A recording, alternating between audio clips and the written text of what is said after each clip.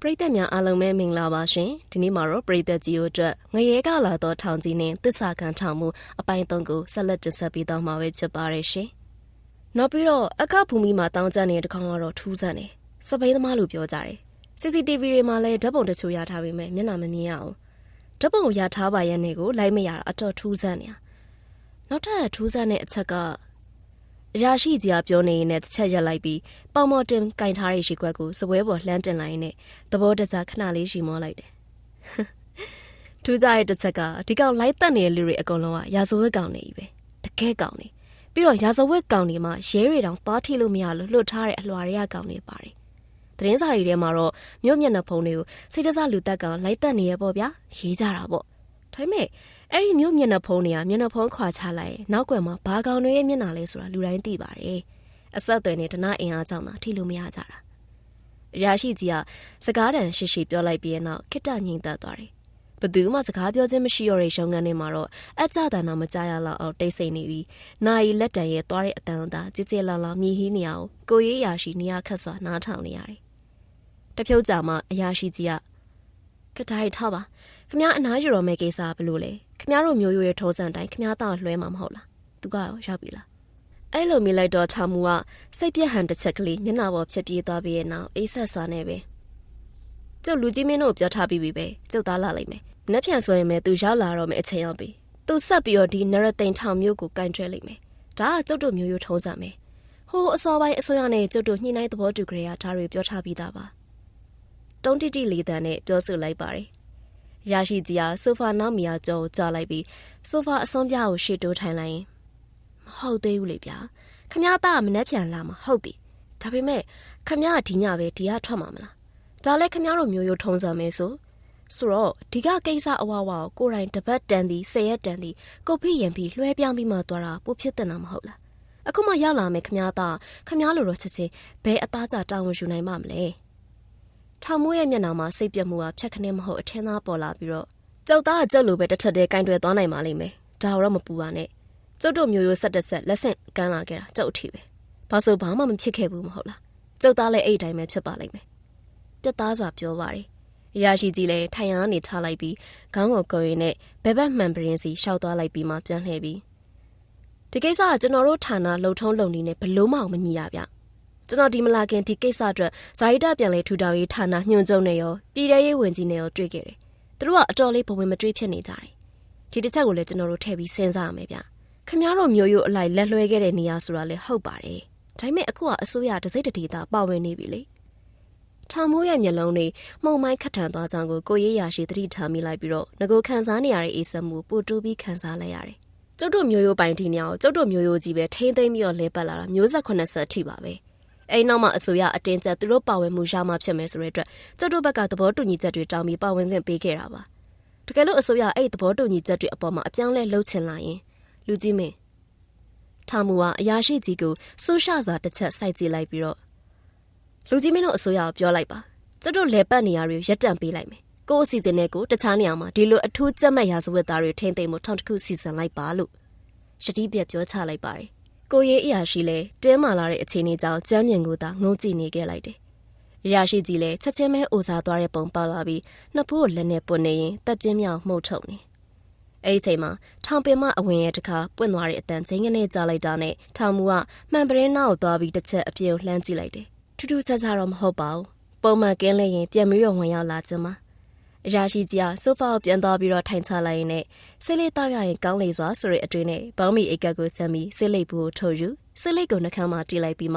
ှမိချက်ကိုအိတ်ကပ်တည်းမှာဟိုဆန်းဒီဆန်းနဲ့ရှာတယ်။ခဏကြောင်မှာတော့ကိုရေးရရှိရပဲထားပြီးတော့မိညိပေးတာလက်ခံပြီးဆေးလိပ်တစ်ဆိုင်ဖွာရင်နဲ့နောက်ကိုမိမျက်နှာကြောင်ငေးကြည့်နေ။ဒီလိုမျိုးဒုတယ်အကျယ်ဝန်းနဲ့ဒီလိုလုံခြုံမှုမျိုးအခြားဘယ်နေရာမှာမှအလျင်မြန်စီစဉ်ဆောက်လုပ်နိုင်မှာမဟုတ်ကြောင်းအရာရှိကြီးသိတယ်။အချိန်ယူဆက်လို့ရင်တော့မှဒီလောက်ပြည့်စုံမှုမလွယ်ဘူးတွေးကြည့်ရင်တော့မြို့တစ်မြို့စာအကျယ်ဝန်းရှိရဲ့ထောင် area ဆိုတာကိုဗမာများသွားပြီးတော့ရှာနိုင်ပါမလဲလို့အရာရှိကြီးစဉ်းစားနေတခါကတော့အစိုးရအနေနဲ့ကင်မရာပူရာမြို့ဟောင်းရဲ့အောက်ဖက်ဝရိမြို့တော်နဲ့နန္ဒမြို့တော်ရဲ့ကြားဂါရုဒတောင်တန်းတွေပေါ်မှာအလားတူပဲအထူးထိန်းသိမ်းရေးထောင်ကိုဆောက်လုပ်ဖို့ရန်အတွက်ကွင်းဆင်းပြီးတော့တိုင်တာခဲ့ဘူးတော့သူမှတ်မိတယ်ဒါပေမဲ့ကုံကြမင်းစည်းရိတ်ကြာမြင့်မဲ့အချိန် စိတ်ချတည်ချမှုအာမခံချက်တွေထည့်စဉ်းစားပြီးရင်တော့လွတ်တော်ပယ်ချလိုက်ရတယ်။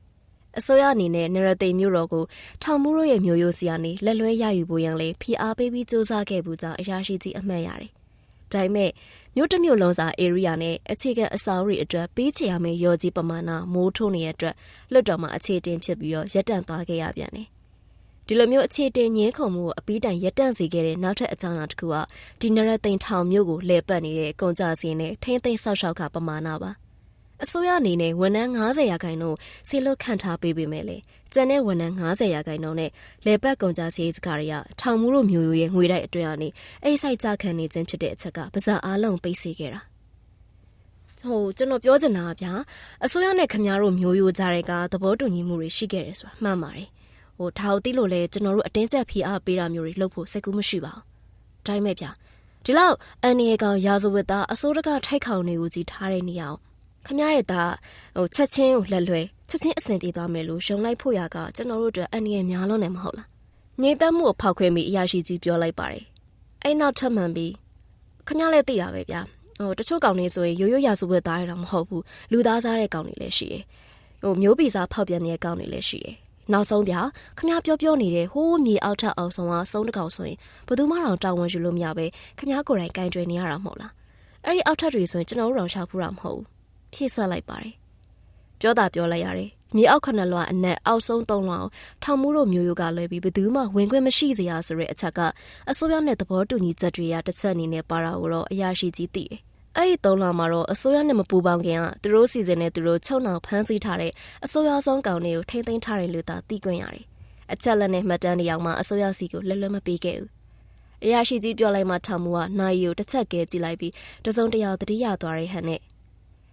ကျုပ်ထပ်ပြောစရာဘာမှမရှိတော့ပါလူကြီးမင်းပြောနိုင်တာကတော့ကျုပ်နေရာကိုဆက်ခံမဲ့ကျုပ်သားကျုပ်အတိုင်းပဲတသွေမသိဒီနေရာကိုကုတ်ကဲအုပ်ချုပ်သွားပါလိမ့်မယ်ဆိုတာပါပဲဒါကိုလဲကျုပ်ကလူကြီးမင်းတို့စီကိုကျွတ်တင်ပြီးတော့အသိပေးခဲ့တာမနှက်ဖြန်ဆိုရင်ပဲ9နှစ်တင်းရှိခဲ့ပါပြီဆိုတော့ဘာမှမပူပါမှာနဲ့ကျုပ်သားမနှက်ဖြန်ဆိုရင်ရောက်လာပါလိမ့်မယ်လူကြီးမင်းကိုအကူကြီးတောင်းချင်တာကဒီည12နာရီကျုပ်ထွက်သွားတဲ့နောက်ပိုင်းနဲ့ကျုပ်သားရောက်လာမဲ့မနှက်ဖြန်မနှက်9နာရီကြားထဲမှာဒီနရသိမ်ထောင်မြို့ကိုယာယီတာဝန်ယူကုတ်ကဲထားပေးဖို့ပါပဲဒါကိုလဲလူကြီးမင်းကိုကျုပ်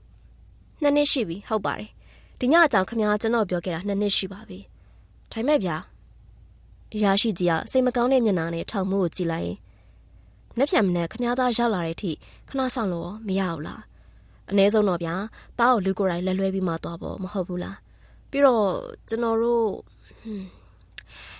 ့လိုအနှစ်20လောက်အတူတွဲလောက်လာတဲ့လူတွေအနေနဲ့လည်းခမည်းအနားယူတာကိုခွန်ပြုဖို့အတွက်နှုတ်ဆက်ပွဲလေးပါလေးလုပ်ပေးပြစီဗျာအဲ့ဒါထောက်ခမည်းကပွဲလန်းအခမ်းအနားတွေမုန်းလို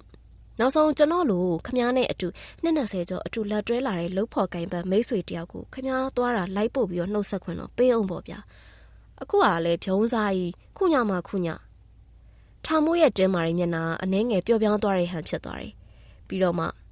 ါတွေကကျုပ်တို့မျိုးရဲ့အစင်လာထုံးစံမှာပဲလူကြီးမင်းကျုပ်လည်းလူကြီးမင်းနှုတ်ဆက်မှာစိတ်မကောင်းပါဘူးဒါကတော့တကယ်ပါ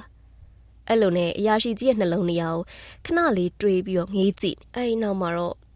့ဒါပေမဲ့ခြာရီကဒီလိုပဲဖြစ်ရမှာပါကျုပ်ဖေကလည်းကျုပ်တာဝန်မယူခင်ညမှာရင်ကျုပ်တို့မျိုးပဲတည်ရဲ့လျှို့ဝှက်လန်းနေထွက်ခွာသွားတာကိုလူကြီးမင်းရဲ့ရှေ့ကတာဝန်ခံကြီးပြခဲ့မှုမှာပါအရာရှိကြီးကခေါင်းညှိလိုက်တယ်သူ့ဆရာစီမှာသူဒုတိယတာဝန်ခံအဖြစ်နဲ့တွဲလုပ်ခဲ့ရတဲ့တခြားလုံးဒီကိစ္စကိုစိတ်မကောင်းကြည့်စွာသူ့ဆရာအထက်ထက်ပြောခဲ့တာကိုနားနဲ့မဆန့်ကြားခဲ့နှင်ပြီးသားသူ့ဆရာကွယ်လွန်တဲ့အချိန်ထိအခုထောင်မှုရဲ့ဖခင်ထောင်မှုပြန်မတွေ့သွားခဲ့ဘူးတောင်လက်လွဲရှိဖို့တက်လာတဲ့အခုထောင်မှုငေးကြည့်နဲ့မင်းဖေနဲ့တပုံစံနဲ့ပါလားကွာအန်အားတကြီးရေရွနေတဲ့သူ့ဆရာရဲ့ပုံစံကိုတော့မှပြန်ပြီးတော့အမှန်ရမိသေးတယ်ဒါရီအားလုံးကစီစဉ်ထားပြီးသားပါလူကြီးမင်းဒါကြောင့်ကျုပ်ဒီလိုလုပ်နေရတွေမှာဘာပုတ်ကိုရေးမှမပါဝင်ဘူးဆိုတော့နားလေပေးစီကြပါတယ်။ထောင်မှုကပြောလိုက်ပါတယ်။အဲ့နောက်ချက်ချင်းပဲပြန်လဲအေးဆက်ပြီးတော့ဒါဖြင့်ည7 နာရီလောက်ကျုပ်လာပြီးနှုတ်ဆက်ပါအောင်မယ်။အခုတော့လူကြီးမင်းပြောရဲမြေအောက်ရဲ့အောက်ဆုံး3တက်မှာလောက်ခဲ့စရာလေးတွေရှိသေးတဲ့အတွက်ခွင့်ပြုပါအောင်။ပြောလိုက်ရင်လည်းကိုရေးရရှိဘက်ကိုလည်းလှည့်ပြီးတော့ခေါင်းငိတ်ပြပြီးအုတ်ထက်ကိုဆောင်းလိုက်ပြီးထွက်ခွာသွားခဲ့ပါတယ်။အသက်60ပင်ကျော်ကလင်ကစားတောင်တင်းပြီးတော့ကိုနေဟန်မမတ်ဆန်ဆန်ရှိနေစေထောင်မှုကရုံးကန်ကနေရှောက်ထွက်သွားတဲ့အခါမှာတော့6ပေခွဲမြင့်တဲ့တကားပေါင်းကသူ့အရက်နဲ့လွတ်တယ်ဆိုရုံလေးသာရှိကြောင်းကိုရေးရရှိပထမဆုံးကြိမ်ဖြစ်အံ့အားသင့်စွာတတိထားမိလိုက်တယ်။ မြေအောက်ထောင်ရဲ့လေးလွှာမြောက်အောက်ရဲ့ကော်ရီတာကိုဖြတ်တန်းပြီးတော့ထောင်မှုလျှောက်တဲ့အချိန်မှာနက်ပြရောင်အရင်ယူနီဖောင်းနဲ့အစိုးရခန့်တဲ့ဝန်ထမ်းတွေကရောအပေါ်ဖြူဘောင်းမီရှည်အနက်လေရှည်ဖနက်တွေနဲ့ပုတ်ကလိကဝန်ထမ်းတွေကပါလွတ်လပ်စာတွေကိုရက်တံပြီးအလေးပြုကြတယ်